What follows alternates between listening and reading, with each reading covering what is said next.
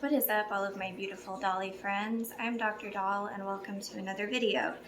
So this has been a pretty highly requested video for a while now. I just haven't had a really great opportunity to film it yet. Also excuse the absolute tornado of a mess behind me. It's been a day.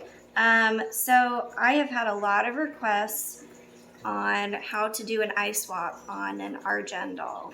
So this is the new Hope Mold Our Generation doll. Her head at least. I've already disconnected her head from her body by snipping the zip tie. I will tell you that snipping the zip tie on an Our Generation doll is way more difficult than an American Girl doll. They have this indent in their neck that the zip tie just sits in. So you actually have to use something to like pry it out of there before getting your scissors in. Just be really, really careful. It can be kind of dangerous if you're not careful, but it is more difficult to snip that zip tie. So those of you who have watched me for a while know that once upon a time I made an attempt to do an eye swap on an Our Generation doll and failed miserably. I melted the head, the plastic just like melted in and her face melted. And so I thought for a while that it was just impossible to do an eye swap on an Argen doll. Well, after a couple more attempts, I actually have been successful with doing an eye swap on an Argen doll. And I'm gonna show you my technique. I've had a lot of people ask me how I did it, and so I'm gonna show you what I do. This is not the only way to do it at all, but I'm just gonna show you what worked for me. And it's a little bit different than an American Girl doll, so I'm just gonna try and share all the details of what worked. Because at the end of the day, that's all you need is a method that works, right? So let me get the water and we'll get started. Okay, so we're gonna start by putting our hot water into the head like we normally would. Yeah.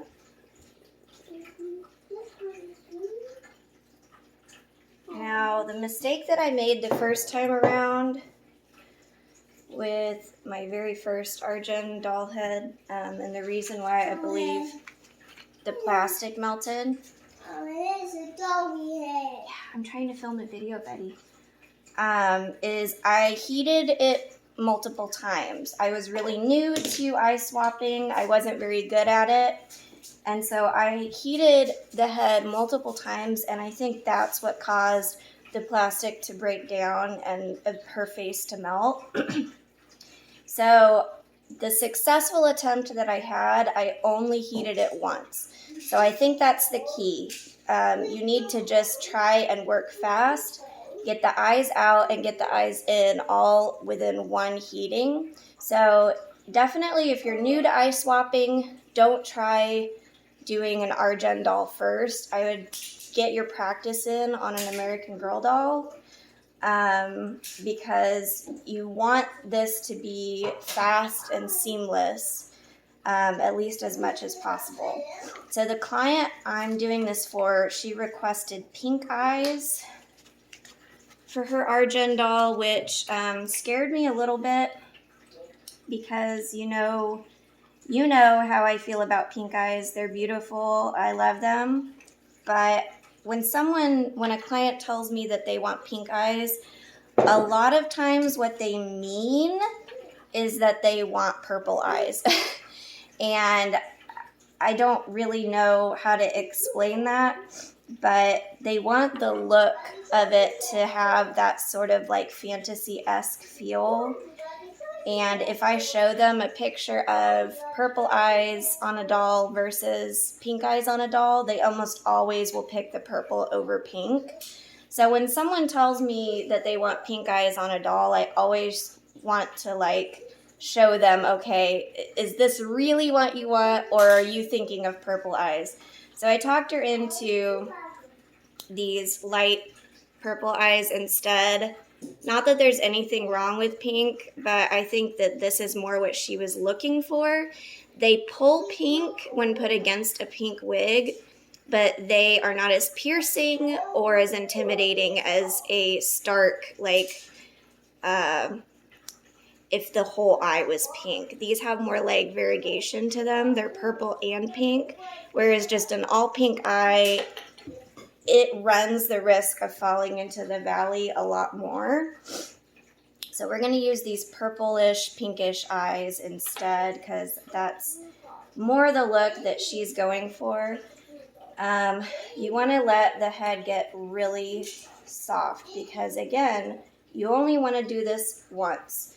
Now you can see that the hole on the neck is much smaller than American Girl doll. Make sure that your utensil can still fit inside. Mine does. And now we just wait, basically. Okay, I think she's been marinating long enough. Going to be really careful because hot water will leak through the holes in her rooted hair.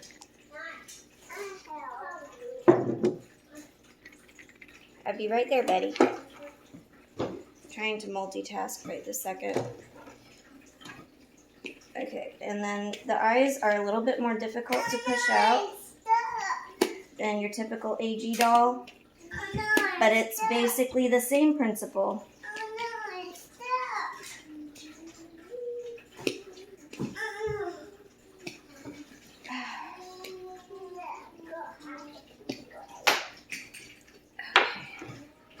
And actually, these look smaller, so I may not have to use filler. Let me try. I'll try it without filler.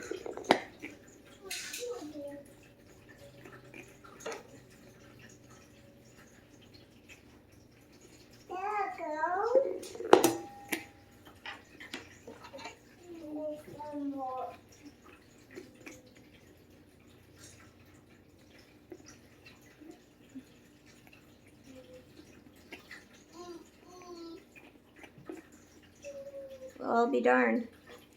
So it looks like the newer molds actually have made the eye sockets the same size as AG dolls.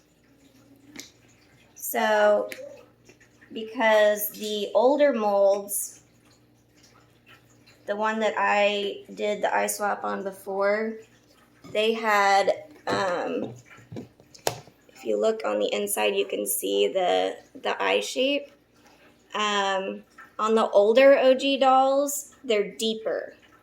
But if you look at the eye that I took out, wherever it went, it looked the same size as a typical like American Girl doll eye, whereas the older ones don't. So if you're doing this on a newer Hope mold, it looks like it's the same exact process as an American Girl doll. Now, if you're doing this on an older OG doll, the one, I forget the face mold, but here, I'll show you really quick.